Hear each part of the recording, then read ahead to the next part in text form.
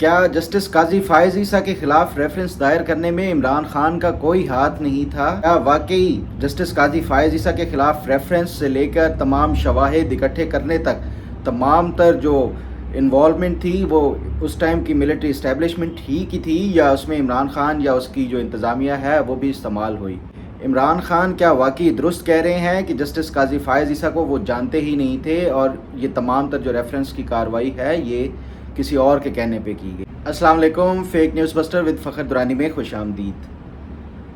Justice قاضی فائز عیسیٰ کے خلاف reference دائر ہوئے تقریباً 4 سال ہو گئے ہیں۔ اپریل 2019 میں ریفرنس دائر کیا گیا تھا، لیکن عمران خان حکومت جانے کے بعد انہوں نے یہ انکشاف کیا کہ جسٹس قاضی فائز عیسیٰ کو تو وہ جانتے ہی نہیں تھے، اور جسٹس قاضی فائز عیسیٰ کے خلاف جو ریفرنس دائر کیا گیا ہے وہ کسی اور کے کہنے پہ کیا گیا ہے۔ کیا واقعی عمران خان اس میں ملوث نہیں تھے؟ جسٹس قاضی فائز عیسیٰ کے خلاف جو ریفرنس دائر کیا گیا، یا اس ٹائم ان کو اور ان کی فیملی کو روزانہ کی بنیاد کے اوپر ان کا میڈیا ٹرائل کے ساتھ ساتھ کورٹ میں بھی جو ٹرائل کیا جاتا تھا، کیا عمران خان واقعی اس میں انوالو نہیں تھے؟ پروگرام کے پہلے حصے میں اس کے اوپر بات کریں گے، جبکہ پروگرام کے دوسرے حصے میں ہم بات کریں گے جنرل قمر جاوید باجوہ کے حوالے سے۔ یہ ایک انکشاف ہوا ہے کہ جنرل قمر جاوید باجوہ ریزائن کرنے کے لیے تیار ہو گئے تھے جب جنرل فیض حمید کا تبادلہ جو کرنے پہ عمران خان نہیں مان رہے تھے۔ تو ایسے کیا حالات تھے، اور جنرل قمر جاوید باجوہ کو ریزائن سے مستعفی نہ ہونے کے حوالے سے کس نے پھر قائل کیا؟ پروگرام کے دوسرے حصے میں اس کے اوپر بھی بات کریں گے۔ سب سے پہلے ہم بات کر لیتے ہیں جسٹس قاضی فائز عیسیٰ کے خلاف جو ریفرنس دائر ہوا تھا اپریل 2019 میں، اور اس کے بعد جب پھر ان کا ٹرائل کیا گیا، اس کے بعد انہوں نے جو عدالت میں یہ سپریم کورٹ میں چیلنج کر دیا، جو سپریم جوڈیشل کونسل میں جو ان کے خلاف ریفرنس تھا، اس کے بعد جو فیصلہ آیا وہ تمام تر تو روز بروز میڈیا کے اوپر وہ تمام کارروائی میڈیا کے اوپر زینت بنتی تھی، لیکن اس کے جو اندرون خانہ کیا چل رہا تھا پروگرام کے اس حصے میں بات اس پہ کر لیتے ہیں۔ سب سے پہلے تو اگر میں اس کا پوری تھوڑی سی آپ کو ڈیٹیل بتا دوں کہ یہ جو جسٹس قاضی فائز عیسیٰ کے خلاف کمپلیننٹ تھا، یہ جو کمپلیننٹ تھے یا جو شکایت کنندہ تھا، ان صاحب کا نام ہے عبدالوحید ڈوگر۔ یہ عبدالوحید ڈوگر پیشے کے لحاظ سے صحافی تھا، ایک نیوز ایجنسی تھی، آن لائن نیوز ایجنسی، اس کا رپورٹر تھا۔ کوئی اتنا زیادہ جو ہے وہ اس حوالے سے کوئی ایسی خبریں بھی نہیں آئی۔ جو ان کی ایک واحد خبر جس کے وجہ سے وہ ان کے اوپر یہ کافی سوال بھی اٹھائے گئے تھے، وہ تھے جب احمد نورانی کے خلاف احمد نورانی پہ اٹیک کیا گیا، تو اس جو عبدالوحید ڈوگر تھا اس نے یہ خبر کی کہ احمد نورانی کا دراصل لڑکیوں کے ساتھ کوئی افیئر تھا، اور کسی لڑکی کے بھائی نے ہی احمد نورانی کو مارا ہے، جبکہ یہ سب جانتے تھے کہ احمد نورانی کے اوپر حملہ کس نے کیا ہے۔ تو اس کے بعد جو یہ ایک ٹرینڈ بن گیا کہ جو بھی صحافی کو مارا جاتا تھا یا جو بھی کسی بھی صحافی کو اٹھایا جاتا تھا، تو اس کے بعد یہ ایک ٹرینڈ بن گیا کہ لڑکی کے بھائیوں نے اٹھایا ہے، لڑکی کے بھائیوں نے مارا ہے۔ تو یہ لڑکی کے بھائی فیمڈ جو صحافی کم ٹاؤٹ تھا، اس نے جسٹس قاضی فائز عیسیٰ کے خلاف کمپلینٹ دائر کی ایسٹ ریکوری یونٹ میں۔ اب یہ ایسٹ ریکوری یونٹ جو ہے اس کو ہیڈ کر رہے تھے عمران خان کے جو اس ٹائم مشیر تھے برائے احتساب، شہزاد اکبر صاحب، یہ اس کو ہیڈ کر رہے تھے۔ جب یہ کمپلینٹ دائر ہوتی ہے، اور کمپلینٹ دائر ہونے سے لے کے اس کی جو انویسٹیگیشن ہے،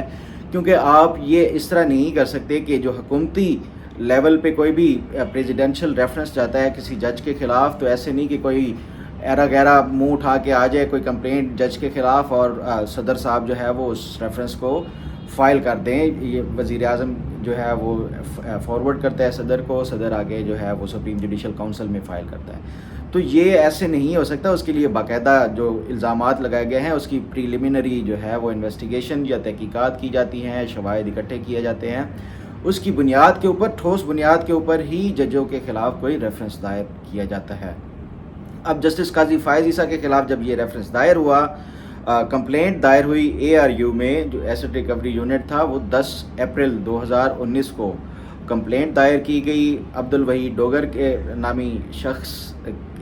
کے نام سے، اور 10 اپریل سے لے کے 28 دنوں کے اندر ہی 8 مئی میں یہ صدر صاحب نے ریفرنس آگے بھیج دیا سپریم جوڈیشل کونسل میں. یعنی 28 دنوں میں کمپلینٹ کے بعد یہ تمام تر جو پروسیس تھا ڈاکیومنٹس حاصل کرنے کا، ویریفیکیشن کرنے کا، سرٹیفائڈ کاپیز، کیونکہ جسٹس قاضی فائز عیسیٰ کے جو خلاف ریفرنس تھا وہ بنیاد تھا 2 پراپرٹیز تھی ان کی وائف اور ان کے بچوں کے نام پہ یو کے میں، تو ان کی بنیاد کے اوپر کہ یہ ڈکلیئر نہیں کی ہوئی، جس پہ جسٹس قاضی فائز عیسیٰ کا یہ دعویٰ جو اس پہ تھا کہ یہ کیونکہ ان کے ڈیپینڈنٹ نہیں ہے، انڈیپینڈنٹ ہیں یہ، اس لیے وہ اس کے مجاز ہی نہیں ہے ان کو جو اپنے ٹیکس گوشوارے ہیں یا جو ٹیکس ریٹرنز ہیں اس میں ڈکلیئر کرنے کے حوالے سے. تو اس میں یہ جو انویسٹیگیشن کا پروسیس تھا یہ ایسٹ ریکوری یونٹ نے صرف 28 دنوں میں کیا کیا کہ انہوں نے یو کے سے جو یو کے کی لینڈ رجسٹری آفس ہوتا ہے وہاں پہ یہ تمام تر جو پراپرٹیز کا ریکارڈ ہے وہ آپ کوئی بھی پاکستانی ہو، کوئی بھی دنیا بھر سے وہ فی پے کر کے وہ نکلوا سکتا ہے. یہ تو ایک آسان پروسیس ہوتا ہے. اس کے بعد پھر یہ جو ہے سرٹیفائی کرانا پڑتا ہے ہائی کمیشن کی طرف سے، پھر اس کے ساتھ ساتھ نوٹرائز کرانا پڑتا ہے. تو یہ ایک پروسیس وہ بھی کمپلیٹ کیا گیا ان 28 دنوں میں. اس کے ساتھ ساتھ ان کے جتنے بھی ایسٹس تھے، ان کے بیوی کے، ان کے بچوں کے، پاکستان میں، پاکستان سے باہر، بلوچستان میں کیونکہ ان کا تعلق بلوچستان سے تھا تو وہاں سے بھی ان کا تمام تر ریکارڈ نکلوایا گیا، اور اس کے ساتھ ساتھ جو ہے وہ ٹیکس ریکارڈ بھی ان کا ایف پی آر سے نکلوایا گیا. یہ تمام تر جو پروسیس تھا 28 دنوں میں کمپلیٹ کر کے ایسٹ ریکوری یونٹ نے ریفرنس اوکے کر کے بھجوا دیا صدر صاحب کو کہ یہ ہماری طرف سے ریفرنس واقعی بنتا ہے، اور صدر صاحب نے آگے سپریم جوڈیشل کونسل میں. اب یہ جتنا سپیڈی جو پروسیس ہے اور جتنی جلد بازی کے ساتھ اور جتنا اس کو آسانی کے ساتھ یہ تمام تر ڈاکیومنٹس پہ مل گیا، سب کچھ ہو گیا، تو اس میں نو ڈاؤٹ جو اس کی بیک پہ لگ رہا ہے وہ یہی جو ہے وہ اس ٹائم کی جو ملٹری اسٹیبلشمنٹ تھی وہی جسٹس قاضی فائز عیسیٰ کے خلاف ریفرنس کے پیچھے تھی. لیکن عمران خان یہ کہہ کے بری و ذمہ نہیں ہو سکتے کہ یہ ان کا کام نہیں تھا، بلکہ یہ ان کے جو اسٹیبلشمنٹ تھی یا جنہوں نے کرایا ہے وہ سب جانتے ہیں. تو یہ کہہ کے عمران خان بری و ذمہ نہیں ہو سکتے. اس کی ریزن ایک تو یہ ہے کہ یہ جتنی بھی انویسٹیگیشن کی گئی یہ ملٹری کی طرف سے نہیں بلکہ جو سویلین مشینری تھی، سویلین انتظامیہ تھی، وہ چاہے ایف بی آر ہو، وہ ایسٹ ریکوری یونٹ، وہ تو ڈائریکٹلی پرائم منسٹر کے انڈر تھا. اس کے ساتھ ساتھ جو دیگر جو ریونیو کے ڈپارٹمنٹس ہو گئے یا یہ تمام تر جو سویلین مشینری استعمال کی گئی. اور عمران خان اگر یہ چاہتے تو وہ ان کو انکار کر سکتے تھے کہ میں یہ اس طرح کے کام میں اپنا جو ہے وہ منہ کالا نہیں کرانا چاہتا. لیکن عمران خان نے ایسا نہیں کیا، بلکہ اس ٹائم تو عمران خان ان کے کندھوں پہ، ظاہری بات ہے جو کسی کے کندھوں پہ سوار ہو کے آئے گا تو وہ ان کا ہر کہا بھی مانے گا. اس میں جیسے پہلے بتایا کہ شاید ان کے پیچھے وہی ہوں جو ملٹری اسٹیبلشمنٹ جس کا عمران خان نے کہا ہے، لیکن استعمال عمران خان کو کیا گیا ہے روزانہ کی بنیاد کے اوپر. ان دنوں میں یہ جو اس ٹائم منسٹر تھے فروغ نسیم صاحب، اور اس کے ساتھ ساتھ شہزاد اکبر جو ایسٹ ریکوری یونٹ کے ہیڈ تھے، مشیر تھے برائے احتساب، وہ روزانہ کی بنیاد کے اوپر جسٹس قاضی فائز عیسیٰ کے خلاف پریس کانفرنس ایک سٹنگ جج کے خلاف کرتے تھے. عمران خان چاہتے تو یہ روک سکتے تھے، لیکن عمران خان کیونکہ اس ٹائم ان کی گڈ بکس میں تھے اور یہ تمام ایک پارٹنرشپ کے ذریعے ہو رہا تھا، کیونکہ وہ اقتدار میں ہی پارٹنرشپ کے ذریعے آئے تھے، تو یہ اس ٹائم کرتے رہے. اور آج اگر یہ حکومت جانے کے بعد یہ اب تمام تر جو اپنے کاموں کا بھی الزام ان کے اوپر اسٹیبلشمنٹ کے اوپر لگا دیں تو یہ سراسر غلط ہوگا. ہاں اگر یہ عمران خان کہتے کہ اسٹیبلشمنٹ نے کہا تھا اور ہم نے آگے سے ان کے ساتھ فلی کوآپریٹ کیا، اور ایسا ہی ہوا، عمران خان نے فلی کوآپریٹ کیا اور اس کے بعد ہی یہ جو جسٹس قاضی فائز عیسیٰ کے خلاف ریفرنس دائر کیا گیا. اب جسٹس قاضی فائز عیسیٰ کے خلاف جو ریفرنس تھا وہ اسٹیبلشمنٹ اس لیے چاہ رہی تھی کیونکہ اس سے چند جو یہ ریفرنس جو کمپلینٹ فائل کرنے سے 8 سے 10 ہفتے پہلے جسٹس قاضی فائز عیسیٰ کا فیصلہ آیا تھا جو دھرنا تھا نومبر والا اس کے خلاف، تو اس جس میں جیسے فیض حمید صاحب کے حوالے سے بھی انہوں نے کافی وہ کیا تھا. تو یہ اسٹیبلشمنٹ جسٹس قاضی فائز عیسیٰ سے ناراض تھی، اور اس ناراضگی کے بعد انہوں نے یہ سوچا کہ اس کو ہٹایا جائے سپریم کورٹ کے جج کے طور پہ. یہ تو جسٹس قاضی فائز عیسیٰ نے افیکٹولی اپنا کیس لڑا، عدالت میں، تو اس کے بعد ہی یہ ان کی جان چھوٹی، لیکن عمران خان نے بھی کوئی کمی نہیں چھوڑی اور اسٹیبلشمنٹ نے بھی. تو یہ اکیلے اسٹیبلشمنٹ کو بری و ذمہ قرار دینا میرا خیال ہے یہ بھی غلط ہے، اور یہ بھی کہ اکیلے عمران خان یا ان کی جو سویلین حکومت انوالو تھی یہ بھی غلط ہے. تو یہ دونوں پارٹنرشپ کے ساتھ کام کر رہے تھے. اب پارٹنرشپ ٹوٹ گئی تو اس کے بعد ایک دوسرے کے اوپر الزام دینا میرا نہیں خیال کہ کوئی اچھی روایت ہے.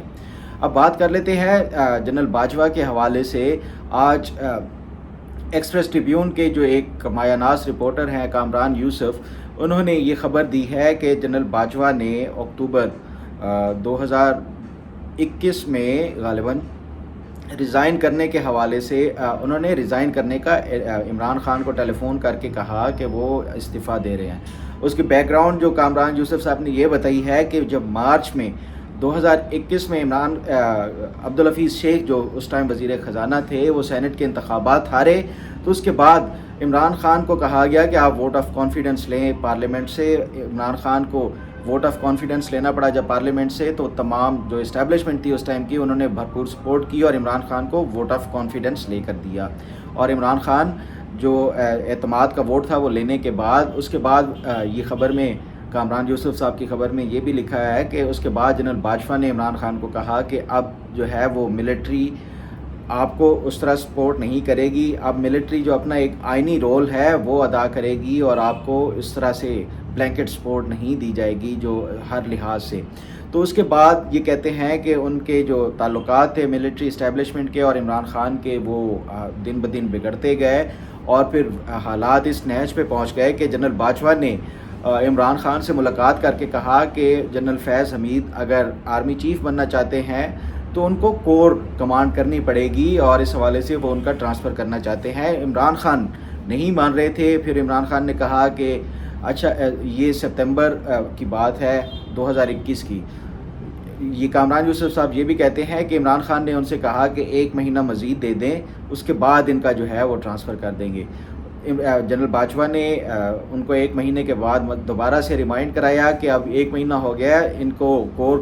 کمانڈ کرنی پڑے گی آرمی چیف کا ایک امیدوار ہونے کے لیے کم از کم 1 سال. تو عمران خان نے پھر اس کو جو ہے وہ ٹال مٹول سے کام لے لیا. تو اس کے بعد جنرل باجوہ جو ہے وہ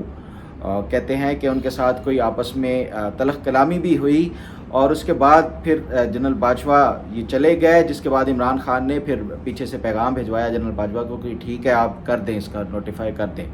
تو جنرل باجوہ نے، آپ کو یاد ہوگا یہ اس خبر میں منشن ہے کہ پریس ریلیز جاری کی گئی ہے ISPR کی طرف سے جنرل فیض حمید کی ٹرانسفر کی، اور جنرل ندیم انجم جو موجودہ DGISI ہیں ان کی تعیناتی کے حوالے سے. تو جیسے ہی یہ ISPR کی طرف سے یہ پریس ریلیز جاری کی گئی، اگلی صبح فواد چودھری جو اس ٹائم وزیر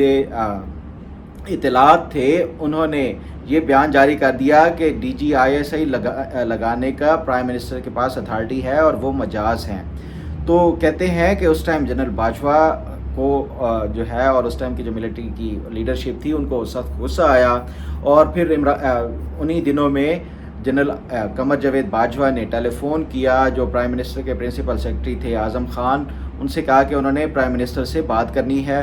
اور اعظم خان نے جنرل باجوہ کو یہ بتایا کہ وہ